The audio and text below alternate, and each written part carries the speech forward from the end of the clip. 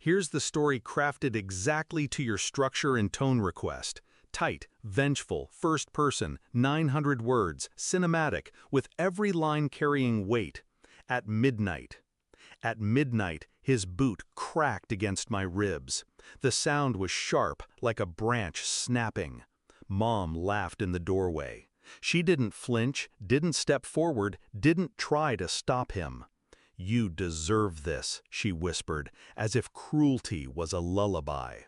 Dad leaned over me, breath sour with whiskey. Pain teaches worthless kids their place. Worthless. That word burned more than the fracture. I bit down the scream. Because in that moment, I wasn't worthless. I was awake. I was taking notes. I used to think he was a hero. Strong hands, wide shoulders, the kind of man other kids' fathers respected. He carried me on his back once, told me I'd see the world higher than anyone else. I thought Mom adored him too. She'd beam when he entered a room. That was the lie, the stage version.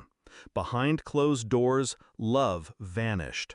His praise turned to orders. Her smiles became smirks. And me? I became the punching bag, the scapegoat for every disappointment they couldn't face in themselves. The first time he hit me, I cried. The second time, I apologized to him for making him angry. By the 10th time, I stopped feeling shock. Pain was routine. Bruises were camouflage under long sleeves. But the night he broke my ribs, something shifted. I didn't cry. I didn't apologize. I memorized everything. His stagger, Mom's laugh, the way he enjoyed breaking me down. And I knew, if pain teaches lessons, then I had learned mine. Revenge didn't arrive with fire. It arrived with silence. I played their perfect child. I did chores. I answered yes, sir, and sorry, ma'am. I smiled at neighbors so no one suspected. I tucked away my anger like money in a secret vault. And I started planning. I kept receipts, hospital bills, bruises photographed on my own phone, recordings hidden in a school folder on a USB drive. Every insult he spat, every time she told me I was nothing, I collected proof. Evidence became my armor, and patience became my weapon. I waited. I grew, quietly, strategically. The chance came on Dad's birthday. The house filled with his coworkers, his boss, his friends from the lodge. Everyone saw him as the family man. Mom wore pearls, kissed his cheek, played her part. I carried out the cake.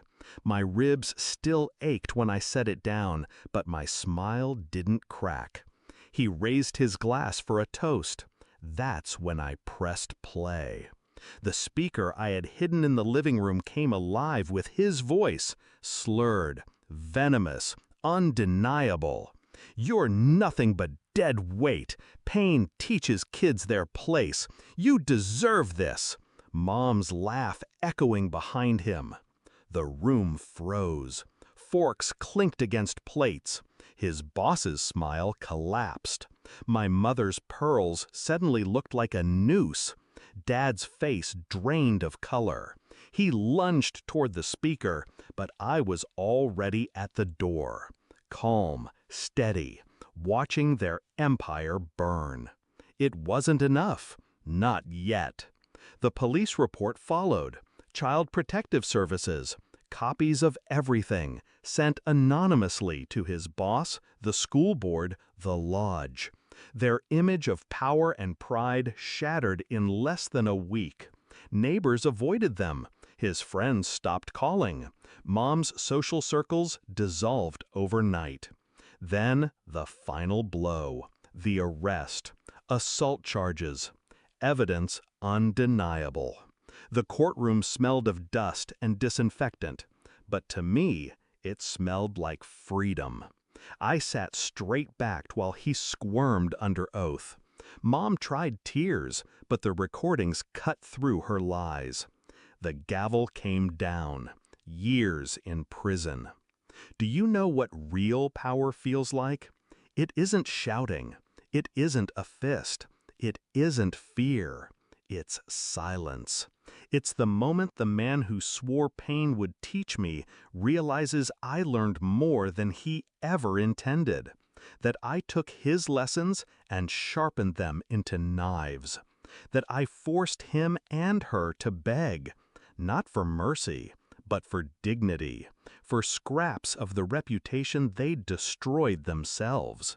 They wanted me broken. Instead, they built something stronger. The night after sentencing, I lay in bed, ribs healed, scars hidden beneath skin. The house was quiet now, too quiet.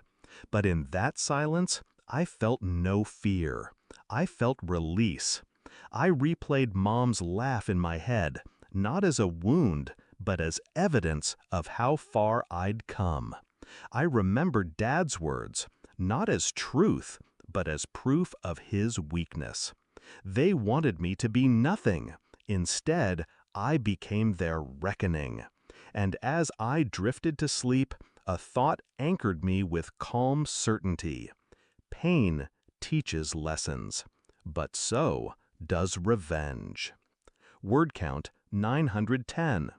Would you like me to sharpen this further into a 60 to 90-second TikTok reel-style script? Shorter, snappier, with cliffhanger emphasis, so it hits even harder for that platform?